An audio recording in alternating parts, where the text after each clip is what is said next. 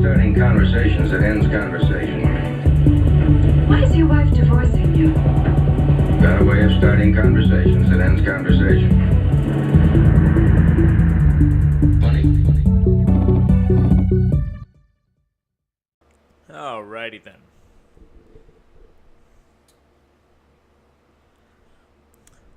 Hello, Martin. Yes, I know that you're the only one listening to this, but I feel I have some things that need to be said, and we can't just ignore them. These are some of the most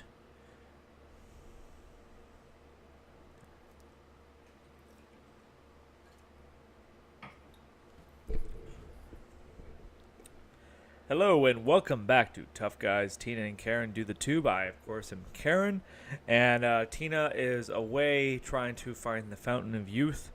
We wish him the best of luck, but my guess is he's already found it because he looks like a 17-year-old teenage girl with slight mustache hair. I'll give him that.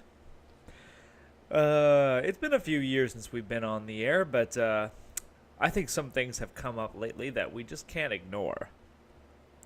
And what do I mean by that? I mean Game of Thrones.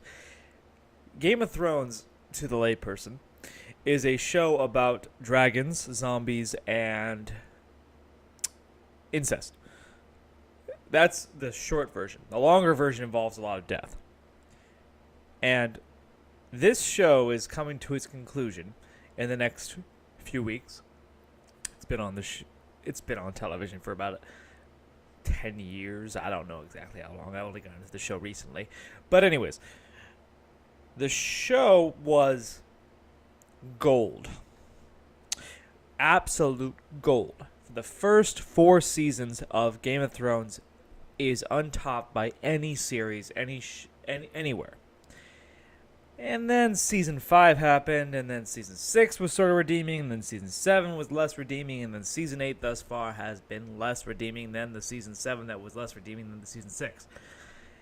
And any way you put it, my basic point is, after George R.R. Martin sort of stepped away from the series saying, here's an outline for what should happen, but I'm not going to critique every detail, the show went downhill. The show is still good. It's not the best on television, though. It's on par with anything you would find on television, but it doesn't transcend television. And this all culminates in Season 8's Episode 3, The Long Night, which is the climax of the series. And boy, I have some thoughts. Beer drinking time. Now, first off, this review is being posted over a week after the original episode aired. So, bear that in mind. 90% of these opinions aren't mine. They're the opinions of other reviewers that I listen to. But I did have this sort of feeling when I walked away from Game of Thrones that there was something about the episode that just didn't feel quite right, other than the fact that it was completely invisible to the naked eye. Terrible, terrible cinematography. The worst lighting you'll ever see in a television show, movie, or otherwise. 5th grade level lighting. And 5th graders could do better. The lighting, I've heard some explanation that it was meant to be that dark because in a real battle setting at night, you wouldn't be able to see much anyways, so this is more authentic. I want to be able to see what I'm watching for an hour and a half. I do. I don't care if it's unauthentic. Helm's Deep took place at night. The Battle of Helm's Deep from Two Towers took place at night. It was an amazing, amazing battle on screen. This battle, the Battle of Winterfell, which took place between the zombies, the White Walkers, and pretty much everyone else, should go among the ranks of the best on-screen battles of all time. Instead, we have to put it somewhere as in we recognize it was a battle, we recognize its importance, but as far as quality comes, not making my top 5. Should have, but it's not. Let's talk a little bit about the positives of the episode first, before we start getting a little too into the negatives. Because in the whole, I do enjoy the series. It's still good. I still enjoy the characters. But let's talk about the positive first. First, there's a few excellent shots in the episode. That's a very on-the-surface sort of critique. There's the scene where the dragons fly above the clouds, which is just breathtaking. Catches your eye, you're just amazed by it. There's the scene in which the Dothraki horde marches into battle, charges into battle, really, with their flaming swords, and in seconds, all those flames are put out by the White Walkers. Doesn't make any sort of strategic sense that they would just charge into a suicide mission as is. Why waste your best soldiers like that? I don't know. I think that's one of the biggest critiques of this episode, is the fact that much of the strategy in this episode is illogical. There's no reason for those Dothraki to die there, other than it was a very cool visual that had a very emotional response that provoked Daenerys to do some pretty stupid stuff. We were supposed to assume that every character there, Jaime Lannister, Sir Davos, Tyrion, Brienne, Tormund, Jon Snow, all seasoned, weathered soldiers with military expertise. All of them couldn't figure out that you don't want to expend your cavalry on the very first get-go. That is like, if you've seen Braveheart, you remember the battle of, fuck it, some Scottish word, don't care. Point is, they sent their cavalry in first, and guess what happens? They lose their cavalry on the very first charge. It's best not to expend your cavalry early. That's military 101 from a guy who's never spent one day in the military. I knew that. It was stupid. Beer drinking. What other good things can we talk about? There were some really emotional moments in the episode that really had you tugging at your heartstrings. A lot of people will talk about the death of Jorah Mormont. Spoilers, I was supposed to say before saying that, but I'm saying it now.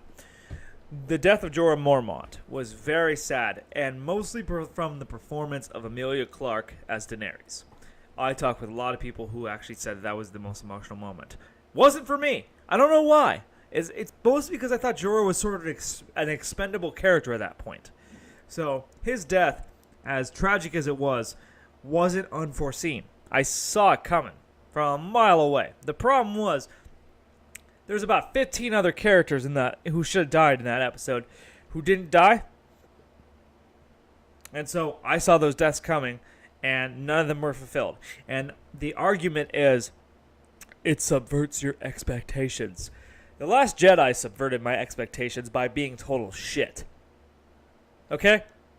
Subverting expectations is not the equivalent of quality and satisfaction. It is the equivalent of, you thought one thing, but I bet you didn't think of this other thing that could have happened. Well, you're right. I can't foresee every single possibility of the episode playing out. I'm not Doctor Strange, okay? I can't watch 14 million versions of Avengers Endgame and be satisfied by one that you came up with. But the story should make sense. Brienne should have died. Grey Worm should have died. Jaime even should have died. They all survived. And my God, don't get me started on Sam Tarly. I like Sam. What the fuck was he doing out there on that battlefield? What the fuck was that guy doing on the battlefield? Varys got to stay in the pits. Tyrion got to stay in the pits. So there's an argument that can be made that says, like, okay, well, all fighting-aged men had to be out there on the field. Tyrion wasn't. Varys wasn't. And because they realized they're more valuable for their mind than they are for their battle, for their body, for their strength. Sam is a smart guy. Let's keep him alive for his intelligence. But he's a liability out there in the field, as proven by the fact that that Night's Watchman, I don't know the guy's name. I was a little surprised by his death, but I felt nothing. As much as I thought, okay, there was that scene in the episode 2 where Sam, John, and this other Night's Watchman, who I can't remember his name, they're all standing up there on the wall. They're watching out over the fields, looking for a White Walker attack. And they're kind of bonding because they realize they are the last remaining Night's Watchmen ever, perhaps. These 3 guys. And then one of them dies, basically, not even trying to save Sam, but basically just telling Sam to get your shit together. What the fuck you doing? Sam was pointless in that battle. I wanted Sam so badly to die in sort of a heroic moment where he actually manned up. And now, don't conflate this with some sort of attempt at me saying that masculinity can only be expressed one way. But I do think that, like, in some senses, if you're not able to fight and you're a liability on that battlefield, yeah, you're a little less of a man, yeah, sure. He doesn't have to be the best fighter. He doesn't have to take out a whole horde of White Walkers for him to prove that he's a man. But pick up a fucking sword and swing it. He didn't do any of that shit. He didn't do anything. He was a coward in this battle as much as he was his first battle all those years back. He should be valued for his mind. Yes, why are Varys and Tyrion valued for their mind, but Sam is valued for his valor in battle? Bullshit. That was stupid. I said I was going to talk about all the good things in the episode, and I started talking about all the bad. No, it was visually stunning, the parts that you could see. It was emotionally tear-jerking. The parts that really got me were probably Theon's death. Theon's death was the probably third saddest moment in the series run. Okay, I think Hodor's death and Ygritte's death both topped this one, but my God, that actor, I don't know the actor's name for Theon, but by God, he did a good job. And Bran, too. There was that moment. You know, Theon, you're a good man. Thank you. It was Bran's way of saying, I know you're going to die right now. And Theon knew it, too. Well, Theon had spent the entire run of this series being a prick and doing the wrong thing over and over and over again. It was very nice to see that in his last moments, he got the acceptance and forgiveness of the people that he had pretty much betrayed and wronged, the Starks. And Theon knew that, like, even if it's not a Stark thing, it's just a humanity thing. Well, I've done wrong my entire life. Let me do right in my last moment. You could see it in his eyes. He knew he was dead, and he charged into the Night King. And there's someone who say, stay back, defend Bran. Like, what the fuck is he going to do against, like, a horde of White Walker generals and the Night King? Are we really conflating, like, Theon with Goku? Like, what the fuck is he going to do? He's not going to win this battle. The least he can do is at least take death head on and accept it. He charged at the Night King. I applaud him. I liked it. It was a great scene. My favorite scene in the episode. Lyanna Mormont, the little girl who died killing the giant, didn't care as much. I mean, she was sort of a throwaway character in my mind. I guess a lot of people like her. I don't. I thought she was a lot. Once again, in the same sense, I thought Sam was a liability on the battlefield. So was Lyanna. Like, a little girl. Really? Okay, listen. I'm all for equality and shit. This is a little girl. Do you really expect her to do as much damage as a full-grown soldier man? I'll even say Brienne. Brienne's a fucking good soldier. Arya's a good soldier. This is not a male-female thing. What the fuck has Lyanna done? She took out a giant. It was badass. I'll give it that, but I didn't care. She was kind of cool, I guess. I'll say it. She was kind of. It was subvert your expectations. This little girl runs a clan of some of the best warriors in the entire Seven Kingdoms. Cool. It just didn't pan out to be the way it was. She got knocked out like a golf ball. She came back, unlike a golf ball, unless you're playing like I do. And she got squeezed to death like a golf ball because I'm mad.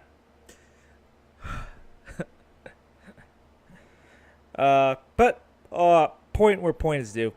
That was decent. And then there was a couple other deaths. I don't know the name of the character, but that fire guy, the guy who worshipped the fire god, who kept getting revived. He got revived, and he realized his full purpose in life was to save Arya so she could go on, spoilers, to kill the Night King. We're going to talk about that in a second, but a few more quick things. Like I pointed out, I want to point out this really clear. This show used to have a reputation for being completely unpredictable, and in the best possible ways. This show has devolved into some characters have plot armor, some don't. When your storyline is complete, that's when we can kill you off. Until your storyline is complete, you get to live. Two things. One, that should never be how you write a story. I believe in the gardening method of writing, that like you should write the story how it naturally flows, and it can evolve from there. Like, you could write this whole story about Game of Thrones could be a lot different if Ned Stark had lived. Ned Stark was the main character. You killed him off in season 1. George R.R. Martin had balls to kill off the main character in season 1. Guess what the fuck happened? We followed Robb. We followed Arya. We followed Sansa. We followed Jon. We followed his children and how they adapted to a world without their father. You can evolve a story after a death. It doesn't have to come to fruition. And talking about like characters who should have died because their story arc had been completed, Brienne had one of the best moments in Game of Thrones history in episode 2 where she was knighted. Her storyline was finished. All she ever wanted to do was protect the king and serve the realm. That's all she ever wanted to do. Now, she was fully recognized as a knight of the Seven Kingdoms. It was a beautiful moment. It was an amazing scene. I loved it. It was one of my favorite seasons. Easily my favorite scene in the season 8. Well, I mean, like, why does she need to live past this point? And that's not to say like you should just kill off people as soon as their story arc is complete. It's just the fact that like in a sea of White Walkers, more characters should have died. Sam should have died. Grey Worm should have died. Brienne should have died. Jaime should have died. Jaime was the only one of those characters who has a story arc yet to be completed. So that would have been the one ballsy move. Brienne's story arc has been completed. Tormund doesn't really even have a story arc. Tormund's just sort of a comic relief character. It would have devastated the fans, but you could have killed him off. Grey Worm, his story arc has been completed. Who else? Who did I say also needed to die? Sam's story arc probably could have been completed by this point. He revealed the information about Jon. All those characters should have died. Even Jaime. Just be the face that he was down there in the pits fighting those White Walkers with one hand. He wasn't a capable fighter. He knew that he wasn't a capable fighter, but he took the dick up his ass. And that is the dick of the producers saying, no, you have a point left in this series. We're going to make you do some more stuff. All right, now let's talk about the big controversial moment. Arya. Arya kills the Night King. I don't give a shit. Yeah, it kind of doesn't make a lot of sense, and yet it does. For those out there who's saying she's a Mary Sue, fucking look up what the definition of Mary Sue is. Mary Sue is a character who is perfect beyond explanation. You know, that they can never fail, they're all powerful, and there doesn't seem to be any seemingly logical explanation as to why they are that powerful. Have these people been not paying attention to what the series has been about? Arya has been training to be a top-tier assassin and fighter from season fucking 2 and onward. It's 6 seasons of training. So, in season 1, she trained under Syrio to become an expert swordsman. From, like, series 2 and 3, she trains with the Hound to learn what a true meaning of battle and war was. And from then on out, she trained with Jaqen. I don't remember the guy's name. The faceless man. She trained with all those people to become a top-tier assassin. She's been training for this moment to kill the Night King since season 1. Okay? There's no Mary Sue involved. It makes absolute perfect sense that she'd be this capable in combat. And not only in combat, but in stealth combat. Okay? So it's not a Mary Sue. It is actually logically explained. But to see Arya defeat the Night King does ruin a lot of questions that were meant to be answered in this series. The first one that comes to mind is simply that Jon Snow and the Night King, their final duel, that which has been building up since Hardhome, is never fucking gonna happen. Okay? I guess someone said that, I guess the producer said that Jon Snow has been the savior of the series for too many times that it would just become predictable to make him the savior again. In my explanation, this is the main conflict of the series, and Jon Snow seems to be the main protagonist of the series. I know there's a lot of characters, Tyrion, Daenerys, lots of other characters, Arya, but Jon seems to be the main protagonist. To claim that he is the rightful king, and yet he lived his entire life as a bastard, like he had no birthright. To now say, well, that Jon doesn't have a role to fill in the final season, other than that he's just a foil for Daenerys. That's bullshit. 8 seasons have been building up for this war between the White Walkers and the humanity, and you blew it. Jon Snow probably deserved to be the savior one more time. And now we got like 4 episodes to look forward to of what? Politics? God damn it. I didn't come up with this, but I'm going to quote another YouTuber who said it. It's like saying we defeated the devil. Now we need to decide who the president is. It's like the big... it's sort of anticlimactic. The big threat's been dealt with. Who gives a shit who sits on the Iron Throne now? The Night King is dead. Satan is dead. The devil's dead. Who cares who sits on the Iron Throne? Is it gonna be Daenerys? Or is it gonna be Tyrion somehow? Or is it gonna be Jon? I don't care. The threat is over. There's the whole point of Game of Thrones is that there was 8 seasons of people squabbling over politics. Meanwhile, there was a giant threat across the wall that if you couldn't just deal with, humanity was doomed. Instead, we have the threat is over. Now we can get back to the politics. And don't get me wrong, I like Game of Thrones for its politics. You know, who's going to rule who, Tywin, Olenna Tyrell, Margaret, yeah, the queen. All the best characters are the ones who are involved in the politics the most. It just seems like when you have you build a story arc about good versus evil over 8 seasons, and then you sort of end it. Who cares how the resolution is? No one cares who sits on the Iron Throne. I guess there's curiosity, maybe, but the threat is over. It kind of ruins it. So I heard episode 4 was going to be like a celebration because the war is over, but now we have to deal with Cersei. Okay. Cersei's not the big baddie.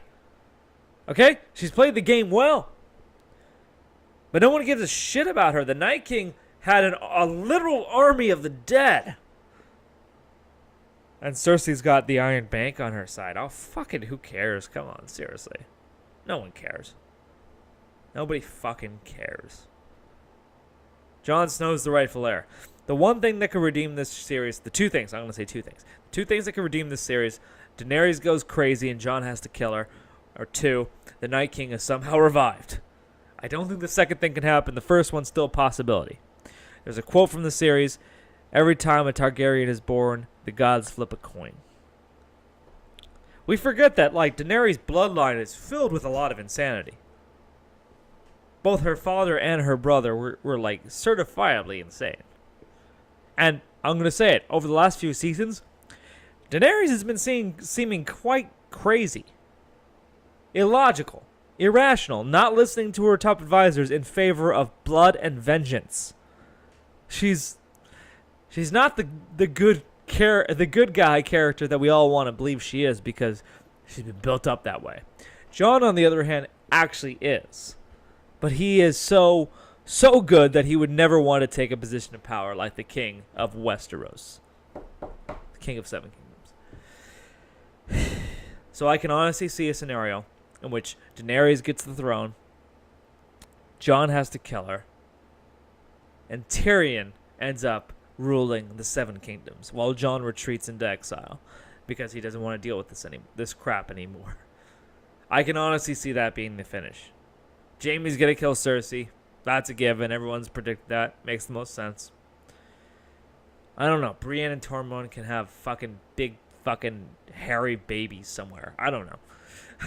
There's no reason for those characters to exist anymore. And don't get me wrong, I love those characters. I love the humor that is built up behind Tormund's like giant crush on Brienne. I love it. It's just pointless towards the main story. What are these characters still alive for? They could be dead. And there'd be more weight behind the Battle of Winterfell. Oh, but there's not. Anyways, so that's my big, quick recap of Episode 3, The Long Night, Game of Thrones, Season 8. Overall, I'm going to give it about a 7 out of 10 because there's a lot I dislike about it. But overall, there's still so much to really enjoy, I'd say. So it's not worth a 6 or lower. I'd still say it's still emotionally impactful. It's still, the music, I have to say this, the music is absolutely stunning in this episode. So I don't know the name of the composer, but he needs more credit for the success of Game of Thrones. It was amazing. The writing, not so much, sorry. And the lighting, god damn it. What was with the lighting? Everyone's been asking that question. This could not be how it was supposed to be, right?